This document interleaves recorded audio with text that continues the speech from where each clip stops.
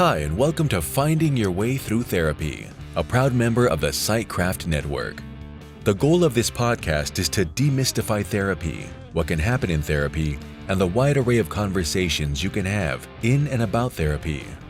Through personal experiences, guests will talk about therapy, their experiences with it, and how psychology and therapy are present in many places in their lives, with lots of authenticity and a touch of humor. Here is your guest host, Courtney Romanowski. All right, thank you. Yes, I am obviously not Steve Bisson, the host of Finding Your Way Through Therapy, but I am his friend and colleague, Courtney Romanowski. I am a licensed mental health counselor, registered dance movement therapist, and I am back for a second guest host appearance. I was on for episode 126, Discover the Therapeutic Potential of Movement with Audrey Albert King. Audrey is also a dear friend of mine. She is a licensed mental health counselor, board certified dance movement therapist, and a certified movement analyst. And she, as my first guest, we explored and discussed dance movement therapy as a form of mental health counseling. My hope is to, with these special episodes, bring the different modalities, the different creative arts therapies to the forefront. They are becoming a little bit more well known and used, but I think there's still a lot of questions out there and a lot of info that can be shared. So here we are. I am here today with Krista Verrastro. She is a registered drama therapist based in Maryland, and we're going to be talking about drama therapy today. Hi, Krista. Thank you for coming on. Hello. Thank you for having me. Absolutely. So I thought I would just kind of let you introduce yourself and share more about what you do. Sure. So yes, as you mentioned, I am in Maryland. I am a private practice clinician since 2016. I actually worked the longest in my career in domestic violence and sexual abuse and assault. And that turned into, when I went into private practice, my niche has become abuse. I always say my little tagline is I work with people who feel used, abused, neglected, or rejected. Wow. Yeah. So really a lot of relational trauma. I like that work. Um, and just people who feel different in other ways. I've always been kind of a weirdo myself, and I love it about myself, and I love it about my friends and the people in my life. And it's something, hey, being a creative arts therapist is part of that. Absolutely. Absolutely.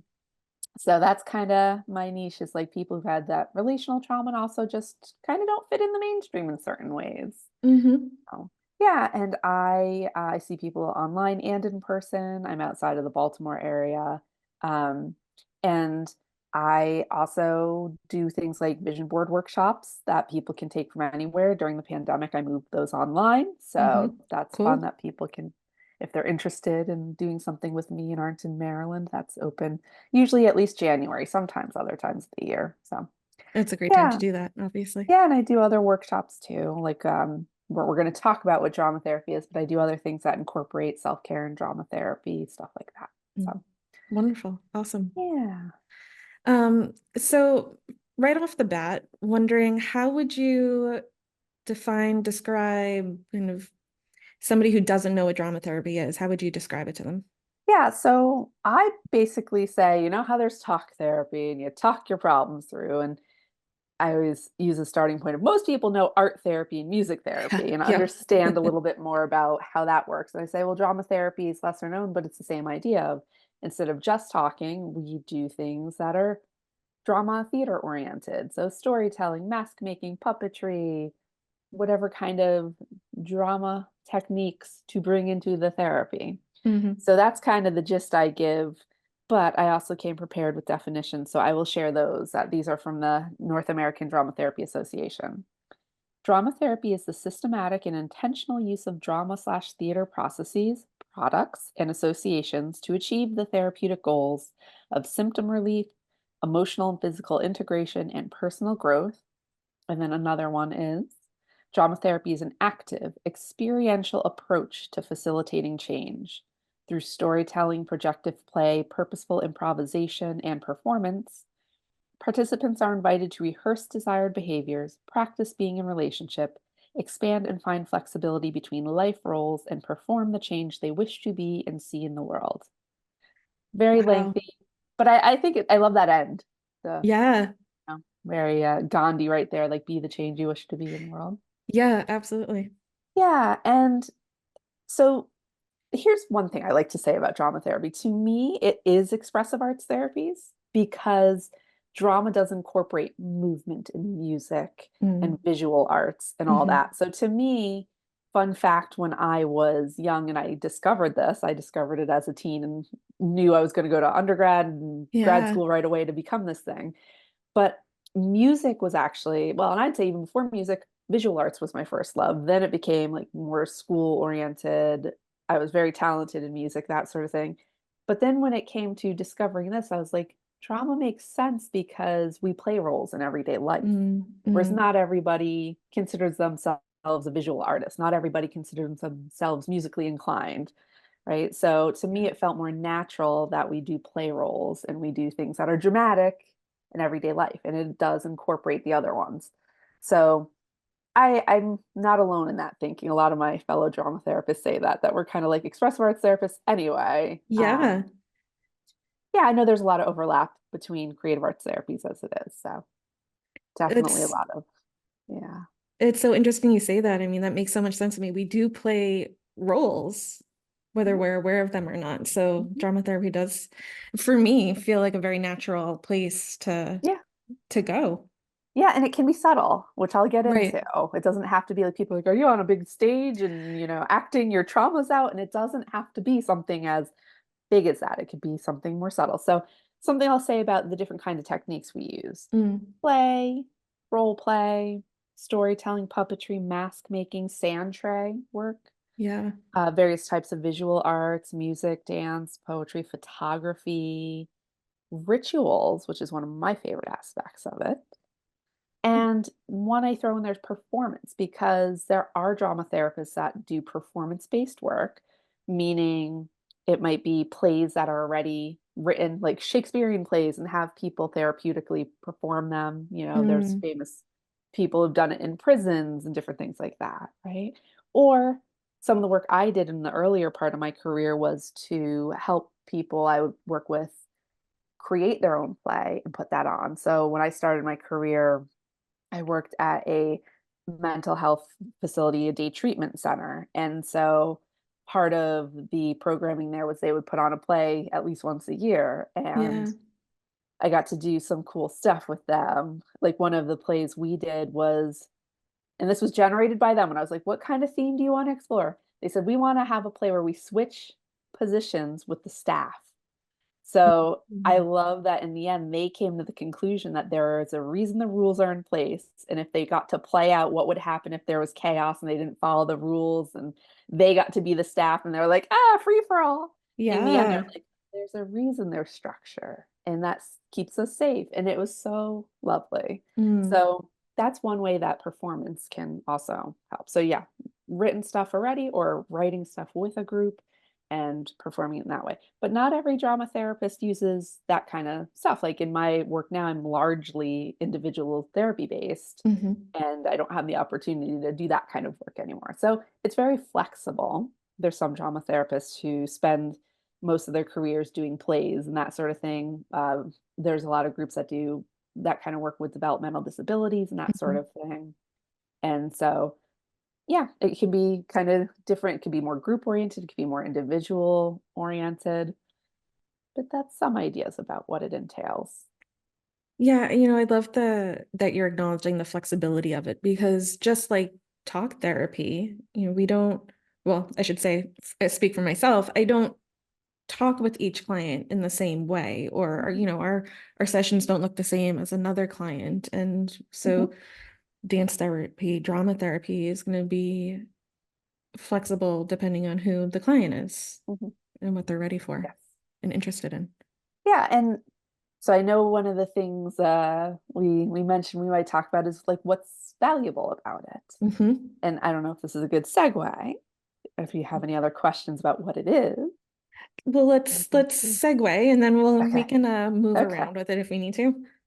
So one of my favorite concepts from drama therapy so interesting because I feel old. I got my master's 2003 to 2005, Mhm. and the language we used is aesthetic distance.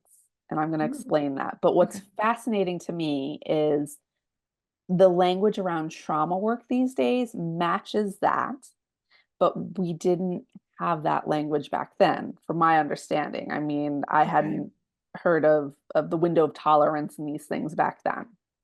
So, aesthetic distance, it is a term that was created by the person I studied under in my program. And the idea is it's a space where you think and feel simultaneously, like it's balanced, Okay. right? So you're thinking and you're feeling it's equal. It's not like one outweighs the other. Hmm. So your cognition, your affect, it's all even, right? So this idea of being over distanced is when you're too far away from your emotions and you're too in the cerebral, and being under distanced would be if you're too in the emotions and too far away from the cerebral. Did I say that Hmm. right? Right. So Yes. over distance, too far; under distance, not far enough. Okay, explain that. So the idea with why this is important in creative arts in general, the therapies, not just drama therapy. It's so for drama therapy, it would be something like if someone is too close to their emotions, you would want to use techniques that take them further, right? So projective Mm-hmm. techniques like masks or puppets or sand trace, something that takes them away. Like pick an object that represents you is taking them further from their emotions. So that gets a little more balance into the thinking, Hmm. right? Hmm. Whereas if somebody's really cerebral, they're in their brain and they're like, I could talk about this stuff, but I'm not really connecting to the emotions. You would do something that's like, okay, now this empty chair is going to be your dead mother, or something like we want to really kind of pull on those emotions, bring them up and make them like easier to access and work with. Yes. Right. So that's part of what we as creative arts therapists do. And my understanding, I'm not actually sure. I have ideas of how it would work in dance and movement therapy. I'm more familiar talking to a lot of art therapist friends about how it works in art therapy, right? So, for Mm-hmm. example, using, say, finger painting is not something you would want to do with someone who's not very regulated because it's so wild and there's no borders and right, it's Right. messy and it's childlike. Whereas somebody who you're trying to get them to have more emotions, you might do something like that, right? Yes. Yeah. So, same, all of our creative arts therapies have this idea, but again, that was the language we were given back in the day. And now we have this window of tolerance language. It's the same idea that we are in the sweet spot where we can think and feel okay. And we're like, I got this. Hmm. We get hyper aroused, fall out of the window, how we get back to the window. So it's very similar. And I love that it all aligns in the end.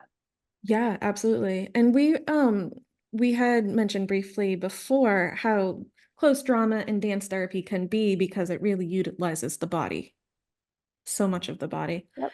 And so it's so interesting to just, as you were saying, like mask making, for somebody who's thinking, yeah, like how would I help somebody ground in their body who's experiencing like too much emotions, as opposed to using that their body to find where that emotion is. I don't know if I'm making sense, but it's Yeah. just the playing. Yeah, and it's interesting. And again, I imagine all the creative arts therapies have this sort of idea to them, but with, for example, the mask making, Mhm.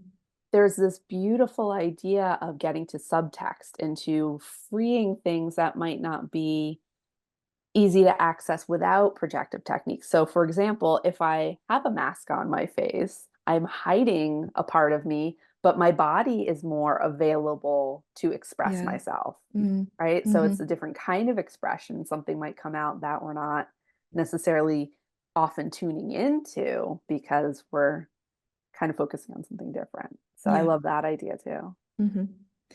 And so this is actually kind of segueing my mind to another thing that I wanted to get to was you have some blogs on your website, which we will definitely reference Mhm, later in the episode, how to find them.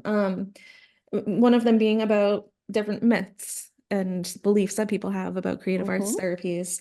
And a few of, well, they all stood out to me, but a few sorry, one of them that stood out to me was like, well, okay, so what if I don't consider myself a performer or like I've never done that before. I'm not talented Mhm. enough, how somebody like that, how would you introduce drama therapy or I don't know. Yeah. So one of the misperceptions, and I know again, this is common across the creative arts therapies, is for me, it's, oh, so does that mean you work with actors? For you, it's probably, oh, do you work with dancers Mm-hmm, or art mm-hmm. therapists? Do you work with artists? And no, that's not obviously only what we would do. No. What I tell people is kind of what we started off saying is that all of us play roles in everyday life. And I am a fan of parts work. I am not of any particular school. I'm not like an IFSer or anything. I think I like the general approach. And I was always taught in my training, every role has its purpose, which is the same as any of the other schools of thought with parts work. And so I do help clients look at like, what's the function of these roles? What would it be like if we let go of those roles? How is it helping? How is it hurting? How can we have more peace with that role? Mm-hmm. So that's one way that's more subtle. Like, even if a client is not super into the body stuff and the acting stuff, we can at least have the language of let's look at those different parts that arise. And by parts and roles, you mean like wife, mother, Yes. profession, those different Yes. things. Mm-hmm. Us as creative arts therapists is a role. Like Yes. maybe you and I have done teaching or something that's a role. Mm-hmm. So, yes, all our social roles, all our professional roles. Um, Interestingly, one of the things I was trained in, we have this thing called role profiles, which is a fun tool. And it's an assessment tool where you get categories. It's I am this, I am not this, I don't know if I'm this, I want to be this. Mm-hmm. And the creator of this was the same person I studied under. And you get a deck of archetypes, right? So some Yeah. people listening might be familiar with like Jungian archetypes. So the way that the creator of this came up with it was looking at plays in Western history and seeing which archetypes appeared the most. So yes, there's like mother, father, daughter, son, Mm-hmm. sister, brother, those again, sort of social family roles. And then there's things like helper, Mm-hmm. leader, angry person, wise person. There's Yeah. different sort of joker, right? There's different roles, worrier, warrior. So there's lots of different things that we can fall into. And it's helpful to observe. And when our roles change, right? They shift. We identify with certain ones heavily at certain points of our life. We let go of some completely, or we don't identify as much with it. We Mm-hmm. might have ones we want to practice because we want more of them. So that's like one way into the world of drama therapy is just naming those different parts and having better I do like the IFS, like usually befriending all the parts. All parts are welcome, Yes. right? So Yes. I do like that idea of, what are they all showing up to do for us? And even if they go overboard sometimes, how could we listen to their messages and Mm-hmm. see how we want to use that or not? Yeah. Yeah. It's funny, besides the, oh, you must work with dancers, I get this. So are we going to be doing like a dance class or what is this going Right. to look like? I'm like, no, no. I mean, we can do ballet if you'd like, but that's not the point of dance therapy. And so for the folks who are new to moving in any sort of way or just open to starting to explore dance therapy, I start with the breath and I start with Mm. just naming, how to become a little bit more in touch with the body. And so when you said, just building that language and using it, Mhm. that can be what a beginning session or use of dance therapy, drama therapy could Mhm. look like. Not necessarily throwing people right up on stage and expecting them Yes. to perform. Yeah. So it can be subtle like that. Yeah. Or like some ways along the lines of the part stuff is if someone talks about an emotion, I might be like, let's give that emotion a name. Let's Hmm. draw it. Let's make a mask of it. What would it say? When does it feel most powerful? Hmm. What Hmm. is it trying to serve you? How is it harming you? And how, when it harms you, when does it overstayed its welcome, so to speak? Like, how can you have a better relationship with it? So those are Hmm. some easy ways to get into it for sure. Another one I mentioned earlier is ritual. And Yes. I love this concept. My thing has always kind of been to at least end every session with clients with their own ritual. So each person having something that feels fitting for them. So I have things like in my office, affirmation stones, where Mhm. they have pretty images and things on the back like, I am strong, I'm peaceful, I shine bright. I have advice from nature cards where it's different things in nature and they have little pieces of advice. Yeah. I have merriment making cards, which one of my friends created a deck of cards where it's like, leave a gift on a neighbor's doorstep or read a story to a pet. Like, Hmm. it's just cute little things that are kind of the idea, again, as we now know with trauma language in polyvagal theory world, it's like being in that ventral vagal state, leaving in a positive, connected, I'm okay, that window of tolerance idea again. Hmm. And so, we get activated during sessions and just kind of tuning into one of those rituals. And sometimes, even with the affirmation stones, being able to say, where do you feel that in your body when you say, I am powerful? Or where do you feel I am peaceful in Hmm. your body? Hmm. Right. Or those pieces of advice from nature, that kind of a thing. And some people I often say, these are the ones that are common, like, a lot of people like those, but and I'll give them options in the first session, and I'll say, "Hey, if you wanna make something up, there's other things." I also have a worry box that it's like like a suggestion box, but it's Yeah, leave your worries behind. So if you wanna write that as you get out the door, you leave your worry in the box. I love that. Some people just like to do gratitude practicing, so I'll have them name something during the week that went really well, they're proud of, and just feel that in their body. Really take a moment to savor what it feels like. Hmm. So having those rituals is a good practice for, yeah, And that rituals not regulation. just in session with you, Mhm. but Yeah, I outside of. encourage rituals outside the session. I tell clients whether it's wake up and use affirmations, end of the night, do some gratitude practicing. Hmm. Yeah, I'm a big fan of talking about how to use that in everyday life. Hmm. Yeah, me too. And especially like in sitting with it, right? Not just, it's great to make note of something that you were grateful for, but to sit with it and let it come into you. Yeah. Yeah. So I wanted to get to as well, you had mentioned the vision boards Hmm. that you do and you offer workshops, you were saying? Yep. Yeah, so 2017, I started them, and I don't even know what possessed me to do it. Like, because a lot of people have done, come make a vision board, make the collage of a vision board, and that's great. But something in me was like, I could do so much more with this. I could take it to the drama therapy level and actually have people acting out, like test their future selves, see what it's like to feel their future self. So I have them do things like we do some guided imagery, some qigong, letting go of things, talk Yeah. about, movement again. Um, and there's an activity I do magic box where it's like getting rid of stuff and we burn it together and that kind of thing, using our imaginations. And so it's the first part is letting go. The second part is if I do it in person, we do make the boards in person. If it's online, I'll have people make boards in advance and just split into breakout rooms on Zoom and share with partners about like what are their goals and talk about it. And Mm. then we get into some drama therapy of getting to enroll people in the group as their obstacles Mm. and testing out like what it feels like to enroll other people as resources, like whether that be family members or partners or friends, and going up against the obstacles, like getting to practice. Oh, here's time management, or here's, social media sucking me in again, or my Yeah. insecurities are talking back to me. And then they get to like have these people play the parts of their resources and say, I'm with you in this and we could talk this thing down. And then they get to test their future self and see how that feels to step into that part.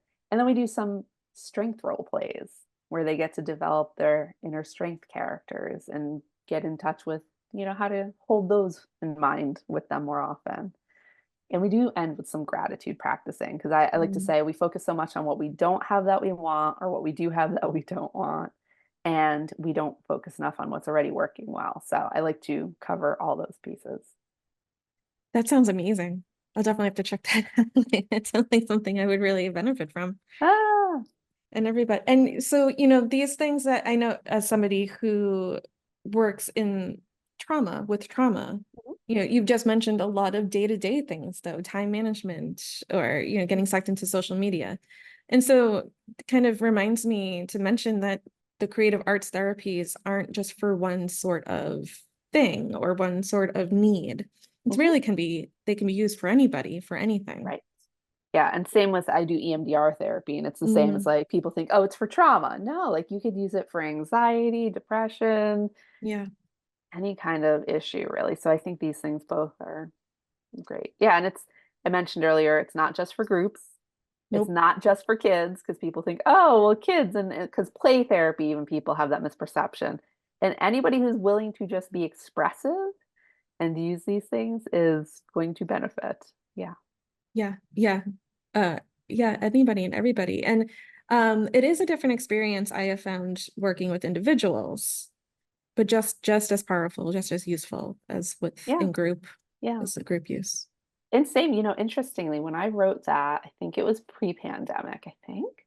But another one I would add to that list of misperceptions is it can't be done online because even Mm, I, having trained in EMDR in 2017 and having only learned how to do that in person, when the pandemic hit and we all had to go online, I was like, yeah, oh man, having to learn to translate drama therapy and EMDR therapy online, it was a lot at once. absolutely. And I'm happy to report that, like, once I figured it out, it's golden and it still works. And I would say, like, for example, my vision board workshops online, the only things that are lacking are things like, for example, in person, I have scarves where when people take on Mm, roles and give other people roles, I'll say, do you want to pick a scarf? That helps.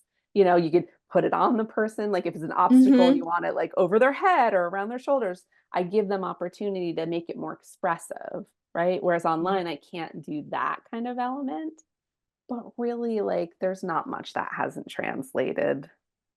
Yeah, I think at this point we've really figured it out in some Yeah, capacity of yeah, how it translates over the screen. yeah. Yeah. Part And of our we're creative art therapy brains, right? It's like we're yeah. creative folks. So Yeah. we can figure this out. All the problem solving that we can do just by Yeah. practicing some creativity. So again, I don't mean to maybe be a little bit repetitive, but I've had some folks who like I don't have a creative bone in my body. Mhm. I don't have rhythm. I just which is fine. People don't want to use dance movement therapy as a modality. Absolutely fine. I don't force it on anybody.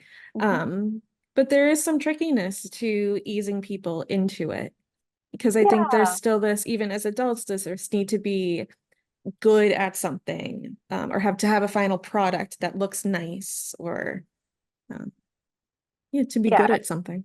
One of my favorite things to say to anyone who will listen, basically, I love talking about this stuff, honestly. I'm a nerd. Um, It's great. Process, not product, right? Yeah. It's about exploring, expressing. It's not about the products created. Sometimes there are products created, sometimes not really. Sometimes it's more improv and different things. Um, but yeah, it's really about just the process and the uncovering ourselves and that sort of thing in the process. So I definitely emphasize that with clients when they're like, I messed this up. And I'm like, this is just for us to explore. It's not going in a museum or a Mm-hmm. gallery. Mm-hmm. uh, so that's important that anybody can be creative. And I know like some of my clients I love over the years, they say that the more you can advertise to your ideal client, the more like they come and that sort of thing. I get a lot of ideal clients and I get people who are willing to play and Yeah. be spontaneous and that kind of thing. So I'm thankful. But when there's somebody who's less sure of those things, I'm just like, hey, you obviously trust me so far. And my clients know, like, I'm always like, I'm science minded. I will tell them, Mm. all day long about the evidence based kind of stuff with, again, brain science, neuroscience stuff. But I'll be like, just, take a gamble here. If it starts to feel uncomfortable, you could always shut it down, but play with me in this for a moment and let's see how Yeah. this feels. I have a reason I'm doing this. I have, Mm-hmm. lots of years of education and experience to back this up. So I know it might sound silly, but let's Right. try it. And I've never had anybody be like, no. So That's it. Like, yeah, just try it and yeah. see. Dip your Yeah. toe in. And again, with like even just being able to use the language of parts, another thing I often Mm. do is use metaphor. Like just Mm. yesterday, I was talking with a client about the castle metaphor and letting people in, like your drawbridge gets lowered. If you see someone Mm. who's safe and you can lower it a little bit and kind of peek out there and test the waters, and like your moat's still keeping you safe and you got your big walls keeping you safe. You can take a peek and you can let it down all the way and let them in and have your little party in the castle for the people who are safe. And that resonated for them. Yeah. So it's like using just metaphors to kind of Hmm. make sense of their world in some ways. That's awesome. Yeah. Yeah. I think too, it's important maybe to point out that we are just pulling this stuff out of thin air. We as practitioners are trained. We went to school for this. There's Yeah. a whole science, like Dance Therapy Association, Drama Therapy Association.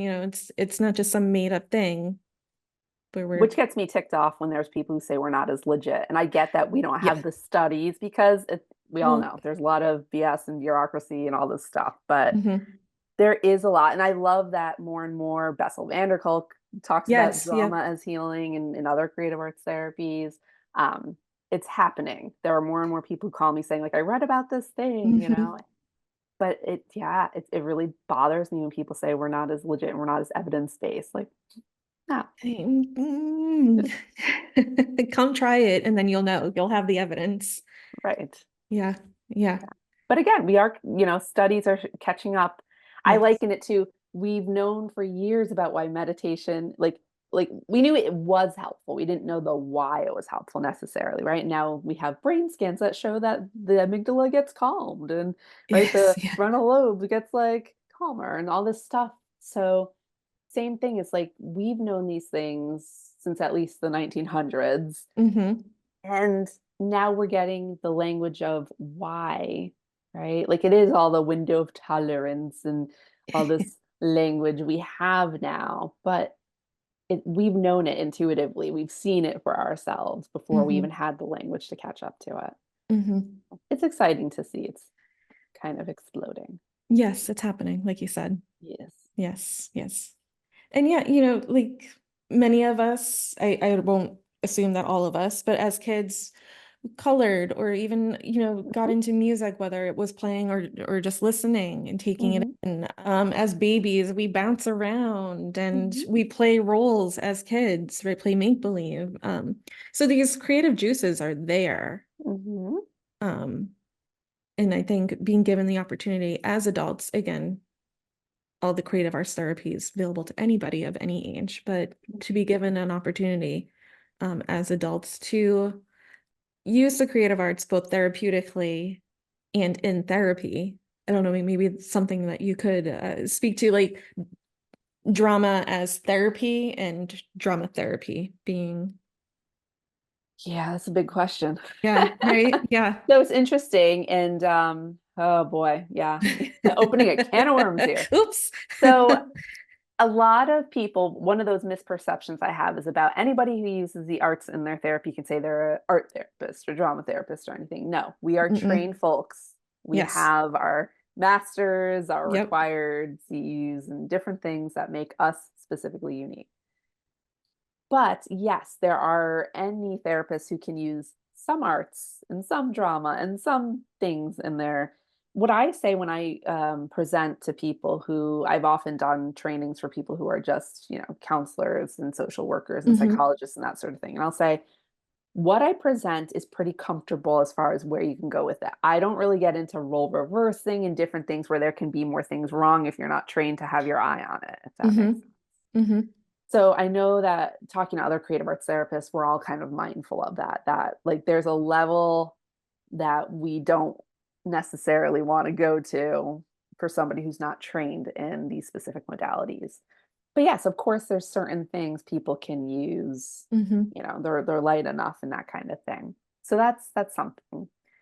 There are, issues in terms of title protection and lack of licensure in a lot of states and Hmm. all these things I'm sure you're familiar with. I don't know how many listeners might know about the ins and outs, but creative arts therapies, again, because even though we've all been around since 1900s, most of us, I think, really became organizations like 1970s, if I'm not Yeah. Mhm. mistaken on that. But it's been a long journey for a lot of us in terms of still small numbers and not being able to have licensure for our unique fields. A lot of people ending up getting, right, like generic counseling and stuff to Yes. have Yep. a license, all this stuff.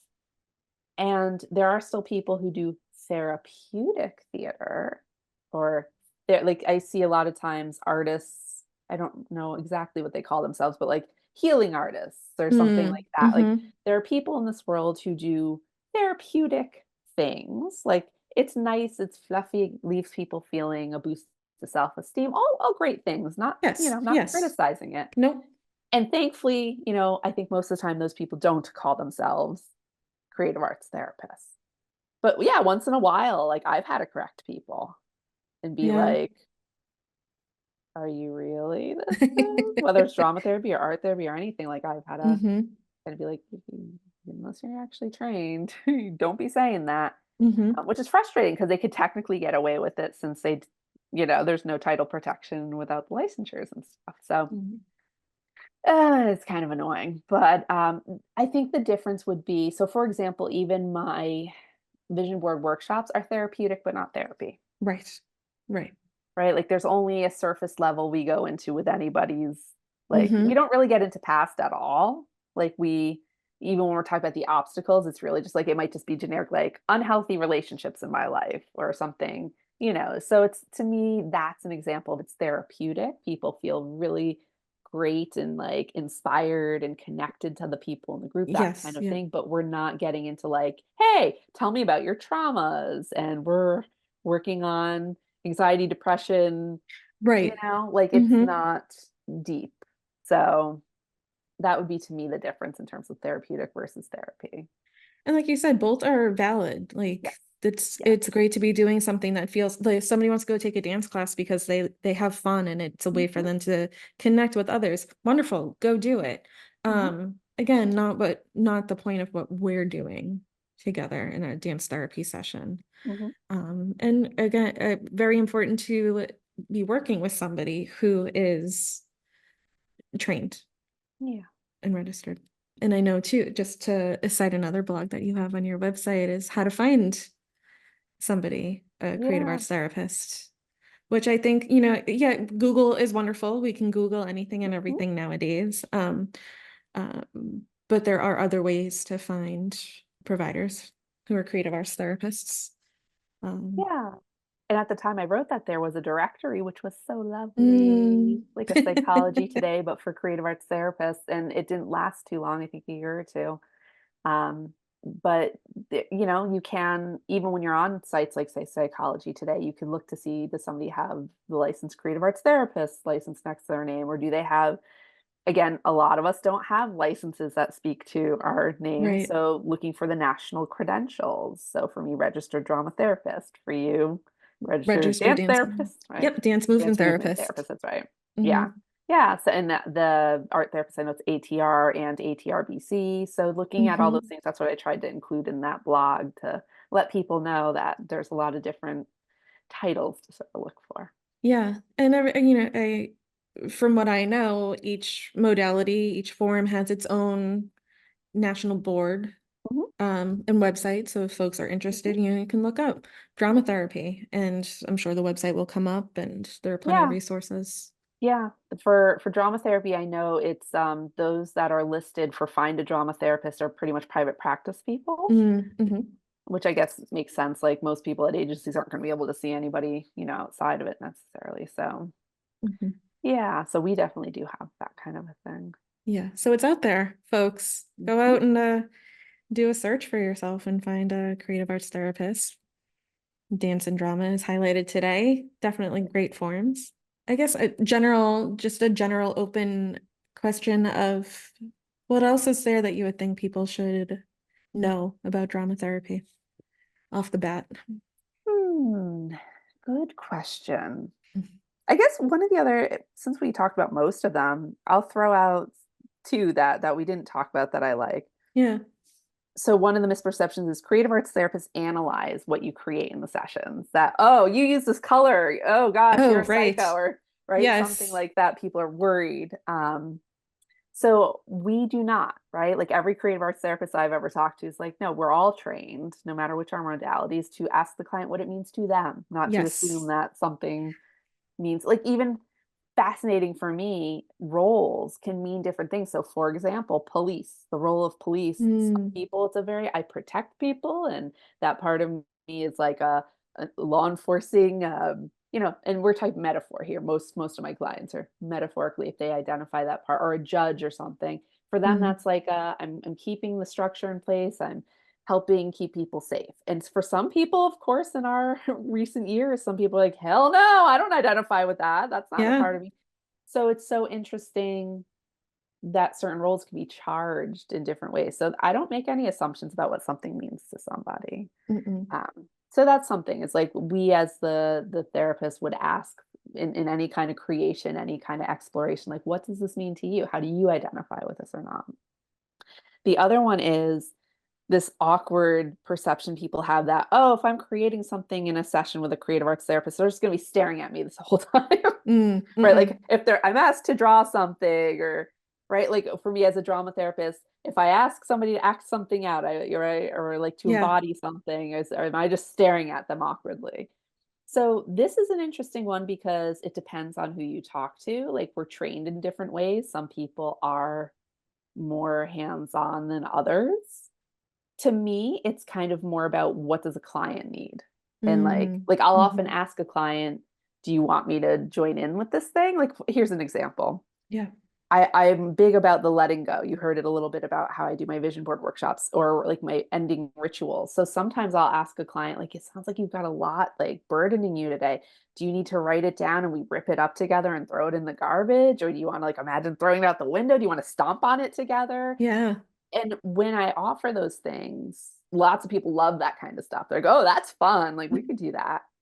Some people like, I need to do this myself. Like this feels like I need to unburden it. And some people like, yeah, help me. I really like want that like co-regulation in it. So Mhm. to me, it varies by client. If I do ask them to do some kind of artwork, I'll ask like, you want me to doodle my own stuff over here while you do yours? Or, Yeah. and a Yeah. lot of times like, some people like that kind of co-regulation. Some people are like, you do whatever you want. You can check your phone for all I care, But like I try to stay in it with the client in that sense, like a parallel thing or something. Yes. Yeah. Yeah. For movement therapy, we did a lot of practicing of witnessing, right? Yeah. I don't know if you talked about that in Yeah. drama therapy, but Yep. again, it's not that intense staring at you while you're doing something, but it's the seeing your experience of it Yeah. and And I being with think you. I think a lot of times I would assume this is similar in dance movement therapy. Like part of the witnessing is so that I could repeat it back, Yeah. like the Right. experience, like whether I physically embody this is what I saw, Hmm. or just to observe something about it, like, Yeah. This is what I felt in my body when right. you were doing Or again, going this. to the analysis part of it, just like I noticed that your shoulders seemed to droop when you did this thing. Can you Hmm. tell me about what that was like? What was, the Hmm. feeling behind that or the thought? So yeah, so witnessing isn't just about like I'm analyzing and I'm like Yes. criticizing. It's about like I'm validating and I'm just with you in it. With Yeah. you. Hmm. Hmm. Which is just a huge part of therapy, is being with the Yeah. person, I find, for my practice. Yeah. Yeah. Thank you for sharing all of those. Yeah. I I think think, we covered all the ones that I pretty much touched on. And maybe in yeah. more detail than I had written about, honestly.